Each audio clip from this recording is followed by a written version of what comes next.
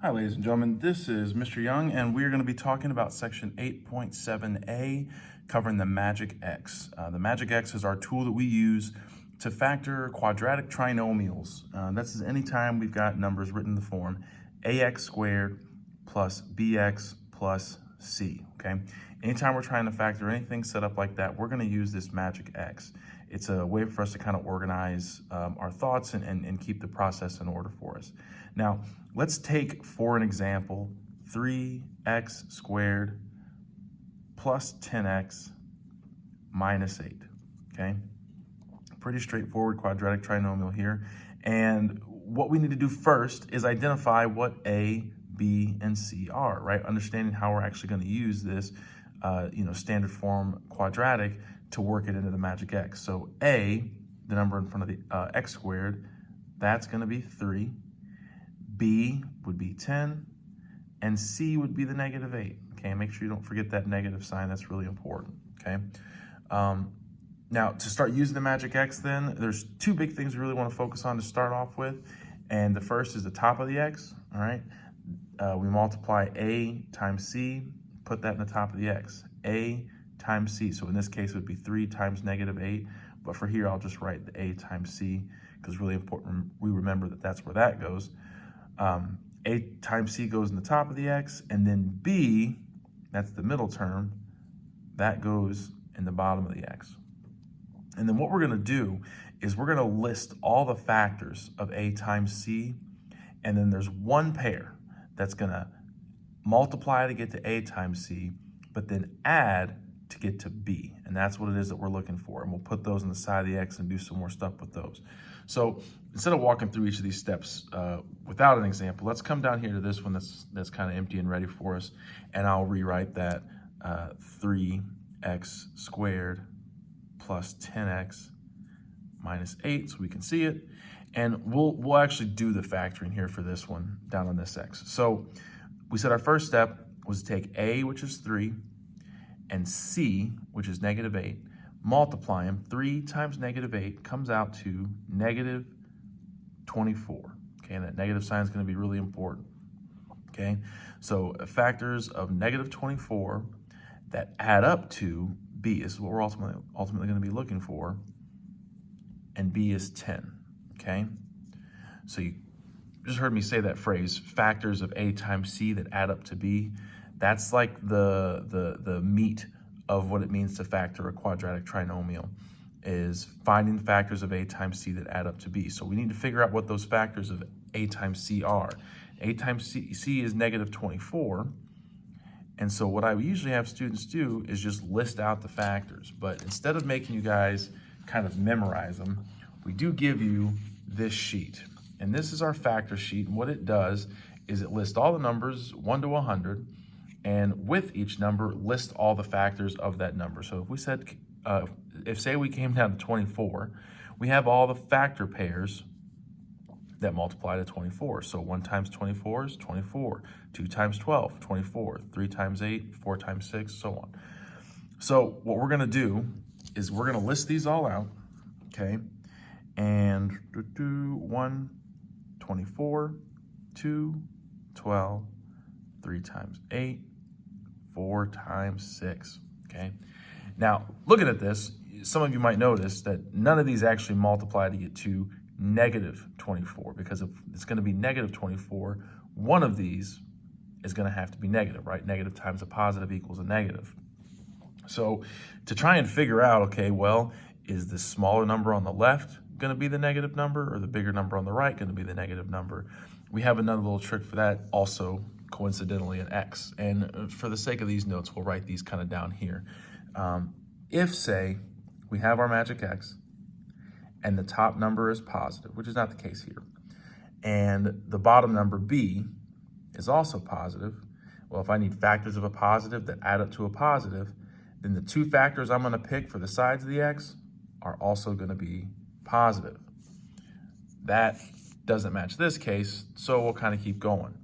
Now, let's say we've got a positive number up top, A times C is positive, but B on the bottom is negative. Well, in order for it to multiply to a positive number but get to a negative number, both of these numbers also have to be negative. So we would need two negative factors here. Where it gets tricky is like in our case, where a times c is negative, okay? And in this case, b is positive again. Well, in order for that to happen, we will have to have one positive number and one negative number.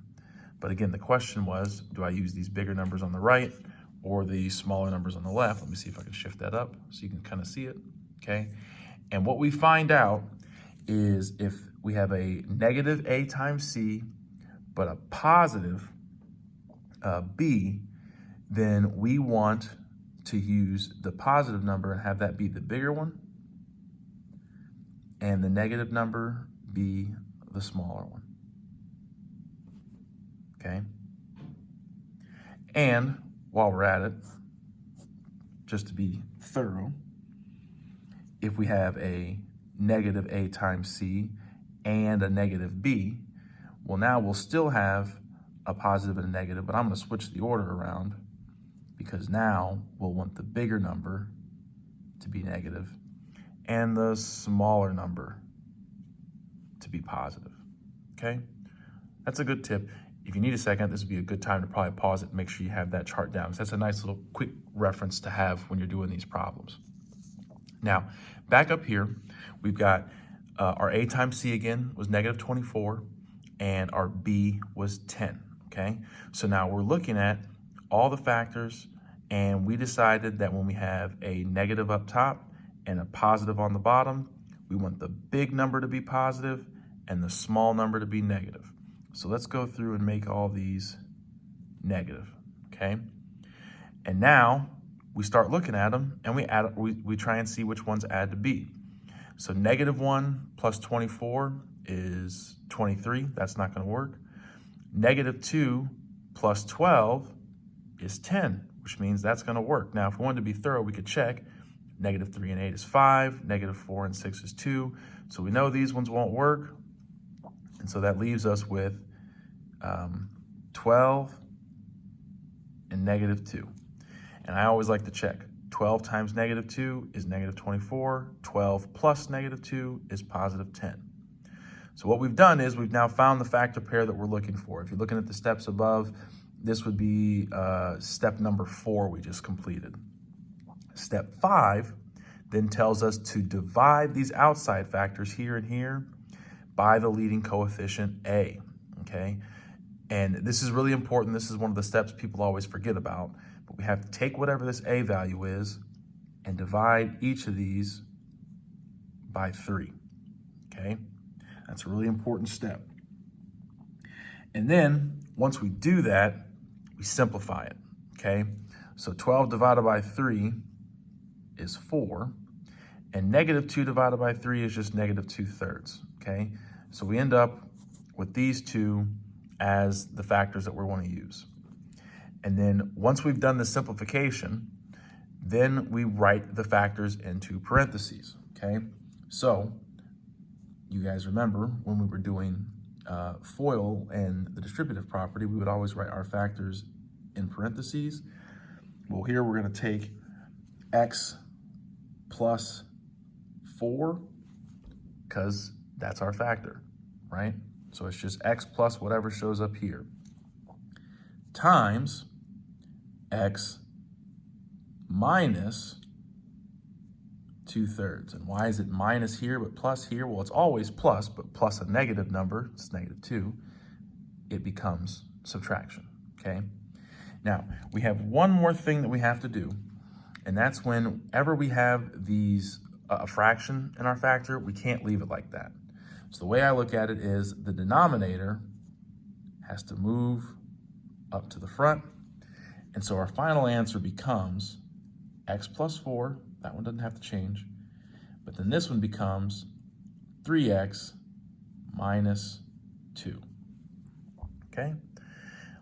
And all that gets us to our final factored answer. Now, of course, what you should always do you should always check your answer. And the way we check our answer when we're factoring is we do the opposite. Opposite of factoring is distributing. And so if I were to distribute this, okay, if I took x plus 4 times 3x minus 2, and I distribute, x times 3x is 3x squared. X times negative 2 is negative 2x. 4 times 3x is 12x. Hey, negative 2, 12. Sounds familiar? Sounds familiar? 4 times negative 2 is negative 8. And then we combine our like terms in the middle, just like we were doing in section 8.3, and we end up with 3x squared plus 10x minus 8, which is exactly what we started with, which means our factoring was right, okay? All right, that is Factor with the Magic X. That's not enough examples to master it, but you can watch this in more detail, and you can click over to the next video where I will do 3 more examples before you totally let loose in the homework. Good luck, guys. Thank you.